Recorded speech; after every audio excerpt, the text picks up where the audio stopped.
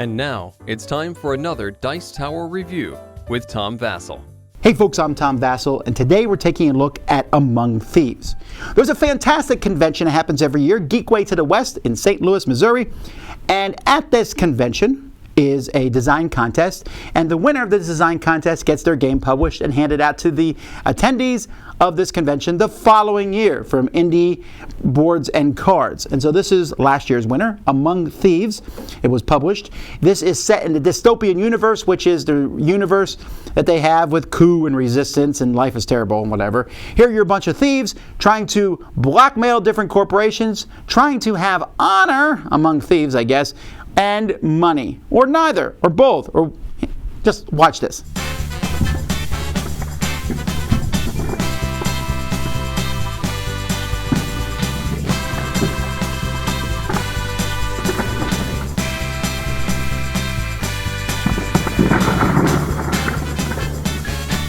There are three different corporations that players are going to be blackmailing over the course of the game. These are going to have cards that are shuffled, 1s, 2s, and 3s, and placed in stacks here.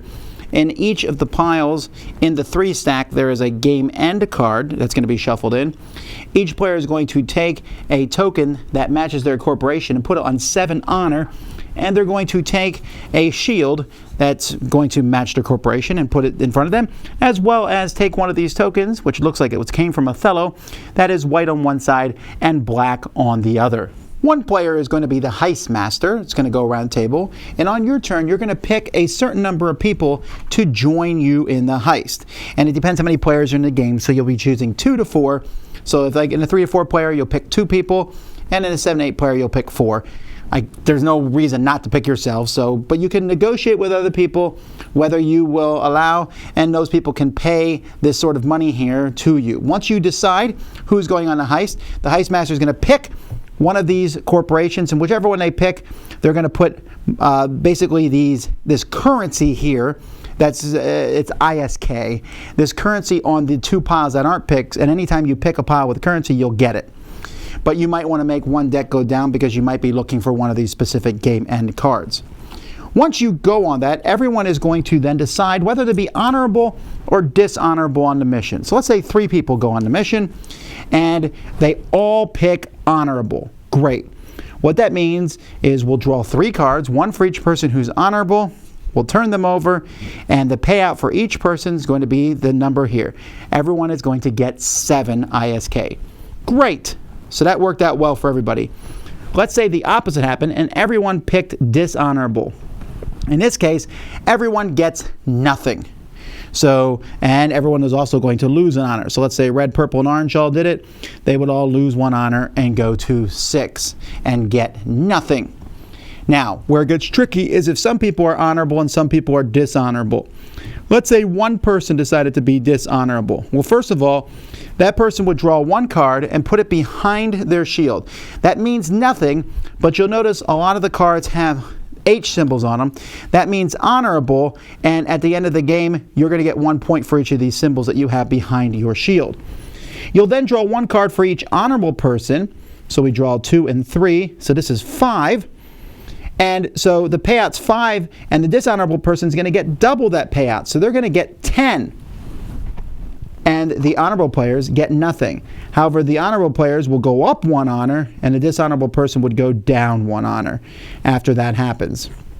Now, if 2 people had been dishonorable, we would have only drawn 1 card, and they would have both got double that payout, which is 4. The only other rule for the game is as you turn cards over, for payout, sometimes they'll show an event. When that happens, you'll draw the top event card. So here, starting with the heist master and moving clockwise, the heist master pays each other player in the heist 2, then the heist master gains an honor. If at least one person is dishonorable, the heist master gets ISK for the heist as though they are dishonorable. All players in this heist can choose to lose 1 honor or lose 5. So there's all sorts of just random events that can happen, and there could be more than one depending on the number of cards that are flipped over. When one of these cards is flipped over as a payout, the game will end at the end of that turn. And it's different for each one. So in this one, the player with the least honor, or more than 1 if possible, is eliminated, and then whoever has the most honor wins the game.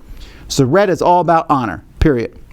The blue one, the players no one is eliminated on honor. basically whoever has the most ISK wins. So this one's all about honor, this one's all about money. The green one's a mix.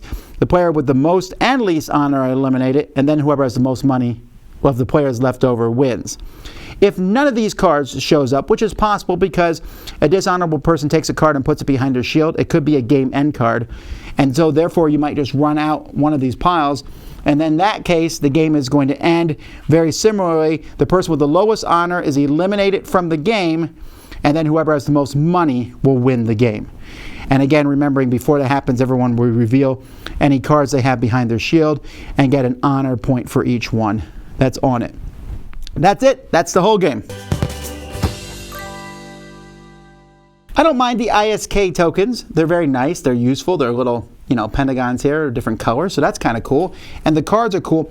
One problem I have with the game, though, is this track and these tokens on it. So they make a big number 7 here that everyone starts on, and you move them. The problem I have with is with these tokens. So, for example, this is the yellow player.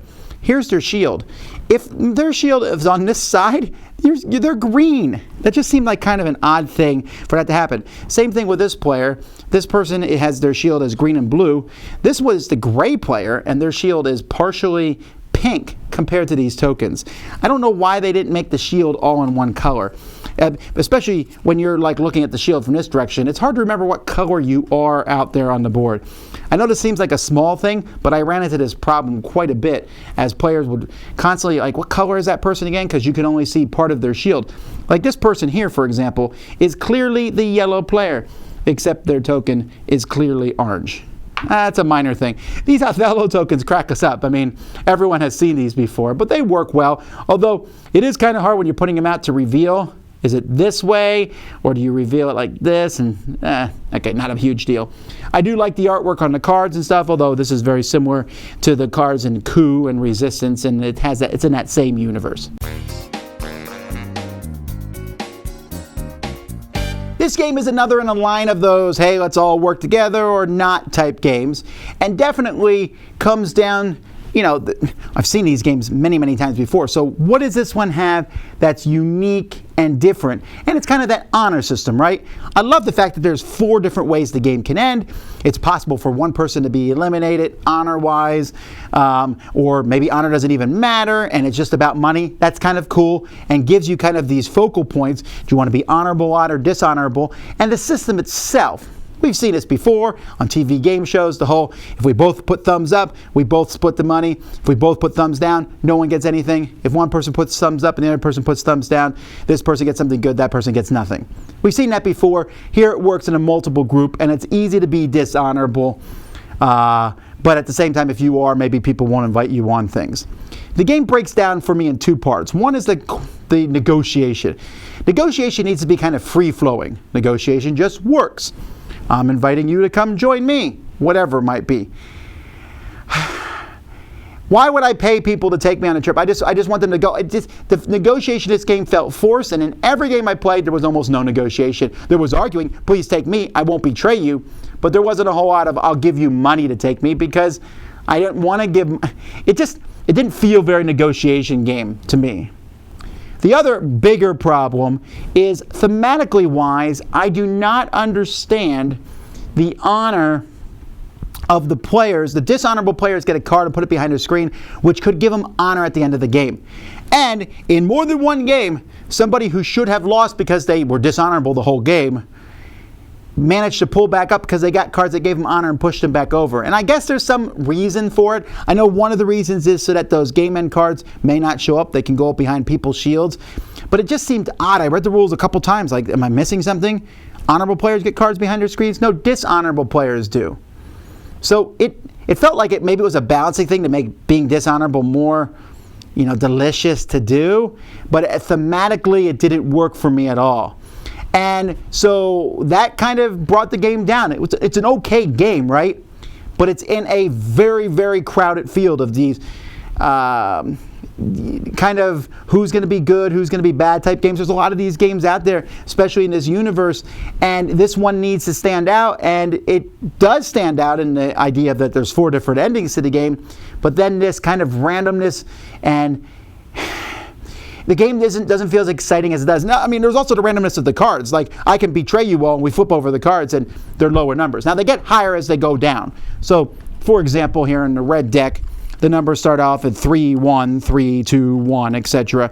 And at the bottom, there's 6, 7s, and in the middle, there are 4s and 5s. Okay, it's fine. But there is some randomness, and then those events can be crazy random, and all the negotiation we did is kind of undone by an event. The game is really light. You need to know that going in, that the events and everything, and you're not sure how the game ends. And at the end of the day, it's kind of hard to focus. Like, I played one game where I'm like, I will be honorable every single time. People believe me. And then the ending, none of that mattered. It was just about getting money. Which is fine that you focus on one thing and the game ends another, but it's hard to feel like there's any real control in this game. Negotiation doesn't give me much control, and the gameplay itself didn't feel like there's much control, especially with the random events. So, like I said, I feel like in this genre, this one's a little forgettable. Has some good ideas. I just felt like thematically it was a little off and a little luckier than I think a negotiation game should be. Dice Tower Judgment, I like a lot of concepts in this game, but ultimately it just doesn't come together.